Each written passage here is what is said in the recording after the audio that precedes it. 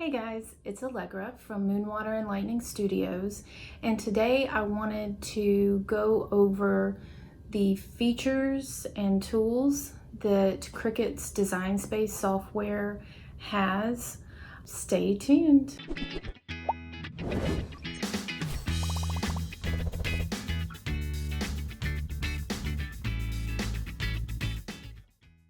Okay guys, so this is the landing page for Cricut's Design Space software.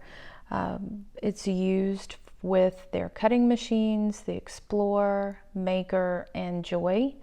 I have an Explorer Air 2. This software allows the users to create and design their own projects and can be used offline, which is phenomenal because you do not have to have internet access to be able to use your machine or work with the software. It allows you to upload SVG files, PNG, JPEG. There are a few others as well. So you'll see down here the Cricut Access. When you see this little green A, that means it's a part of Cricut's monthly subscription where you get access to projects and cutting files and fonts, which, especially when you're starting out, is a great thing. And if you buy a new machine, they give you like a month free to see if it's a good fit. I used to use it a lot. I do not use it now because I tend to design my own images, but again, that is not for everybody, and it is a very good tool. So we'll just jump in here and create a new project. Now this is your space that you'll be using most of the time. This is the zoom button. I use this a lot. I'm big about being able to see everything, so I tend to stay zoomed out. Right here, if you want to start a new project, this is where you will go. Templates are just as they sound. You cannot cut these. These are not images to be cut, but you can use them for making things as an example. So I've used the banners, but you know, they're another tool for you to use. Projects by default go to all categories and show you all of the Cricut projects. I just use this to get to my projects. So I go to the drop down and click my projects. And as you can see, I have a lot. Images is the same thing. You can use the search bar, go through here, or browse all images and jump to uploaded. And this will show you all the images that you have personally uploaded. So if you buy something from someone else, if you buy a file from somebody else and then upload it, this is where it would live. Then you have text, which I like. I tend to use text a lot. And it defaults to Cricut Sans. And you'll see it will also, when you click on the fonts, go to all.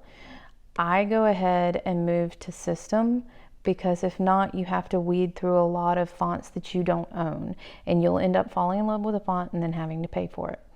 So system shows you all of the fonts you own or loaded onto your personal computer.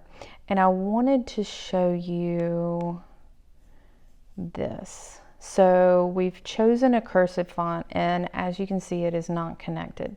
So what we're going to do is go over here to ungroup, and I'm going to show you how to connect it. This is a big deal. People will say, yes, I love your design, but your letters aren't attached. And if you don't want to attach your letters, that is fine. But if you want your letters attached and you have a font that comes detached, this is how you would do it.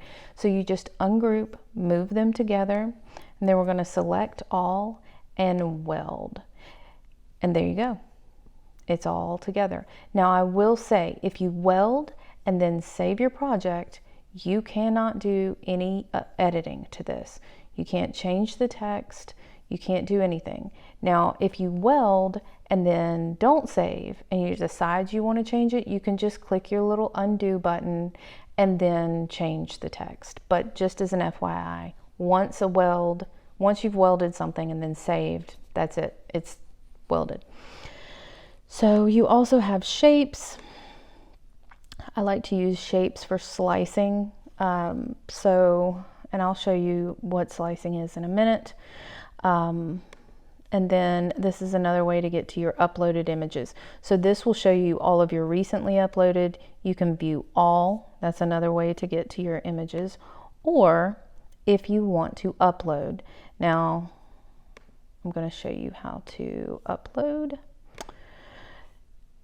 Browse, it shows you which file types they will allow. We'll select this arrow, and since this is a JPEG or PNG file, I can't actually remember which, this is what you're going to see. It does not make you go through all of these steps if it's an SVG or layered vector file. So we'll choose simple. You do have to choose one of these three, but since there's not a lot of detail, that's fine. So we want to erase the background, and you can either use the eraser or you can click here and just erase the whole background in one move. So then you have the option of saving as a print and then cut, or you can save as a cut image. If I can, I will save as a cut image. You can change it back to a print and cut on your workspace. So we'll save this, and then we're going to put it into our project. And you now have an uploaded image. So we'll go over here. You see, you got to see ungroup with the text. You need at least 2 objects to be able to group. But once you select both, then you can group them. And grouping allows you to move the objects around and they stay in the same position in relation to each other. Now, duplicate is just as it sounds. It will duplicate. Delete is just as it sounds. It will delete. So now we're going to do contour. I like contour because sometimes I don't want every bit of the image to show. I don't want to cut all of it. So we select, and then we're going to click here on contour down here. So let's say we don't want this one or this one to cut. We just click on it to select, and they are gone. So when you go to make it, it will only cut what is visible. Now, in order to slice, you need 2 images. You cannot slice more than 2. You can only slice 2. So just as an example, we have our circle, and we're going to select our arrow, and then we're going to click slice. And then it gives you multiples of the sliced image. So you have this and this and this. We're going to delete this, and then I'm going to show you how to weld. Well, I've already showed you with the text, but these 2, you see where it says slice result? Let's weld. And now we have a weld result. And we're then going to turn around and attach these 2. Now, attaching means that they will cut just like this. So you can group objects together, and grouping only applies to this, but if you attach it, it also applies to what the machine will cut. The machine will cut it just like this. Now, if you flatten your design, it will then turn it to a print and cut. See? Print, cut. That's just another way of doing, let's unflatten. and detach. So if you want, you see here, it says line type, we're cutting the image. You can also change it to draw, and the Cricut, you are able to stick markers or pens in the holder, and it will draw this. Now it's not going to color it in, but it will draw it just like this, and so that's one option. Or you can also score, and you see how the lines are broken up. Then you can go over here to no fill. So no fill means that you're cutting. You're just cutting a piece of material. Or you can print, and it is now a print and then cut image. So this will do the same thing as the flatten will. We're going to put that back to no fill and select all. It's self-explanatory. Edit. The cut and copy and paste, in my opinion, it's just another way of duplicating and deleting, but some people prefer to use that. Let's see. You can select multiple objects and then align them. I don't use this personally. I move it around as I see fit, but this is also a helpful tool for people that want to use it. For arranging, you can send an object to the front or the back, or just move it forward into one place or backwards. So if you want to, let's change the color so you can see the difference.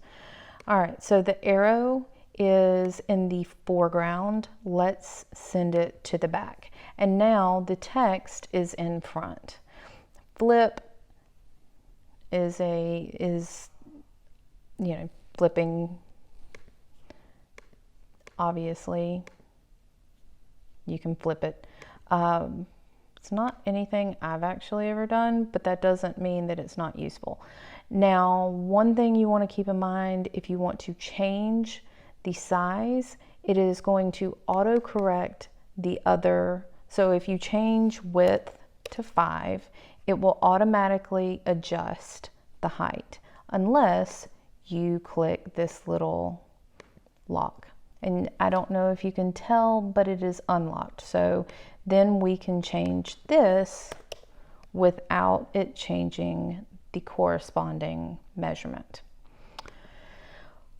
Rotate, and then this position right here just shows you where on the grid your object is. So you can save. We're not going to save because this is just a, yes, and then the blank canvas. If you, and I do this sometimes, if I'm making a shirt and it's a black shirt and I want to see what a color looks like, I will click on the blank canvas and change the background color so I can see what it looks like in relation to the design. So that's a handy tool for you.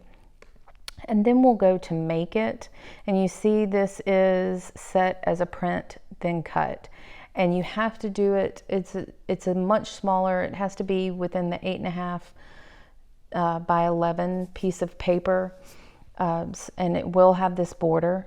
So I think it's 6.75 by 9.25 that your image has to stay, but it will tell you the measurements. It's not going to let you get it too big.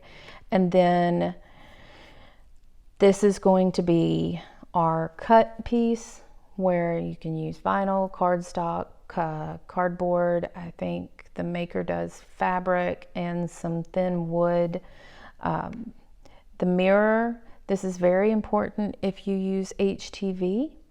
If you're using heat transfer vinyl, you want to make sure to mirror the image, and you can move this around or send it to another mat.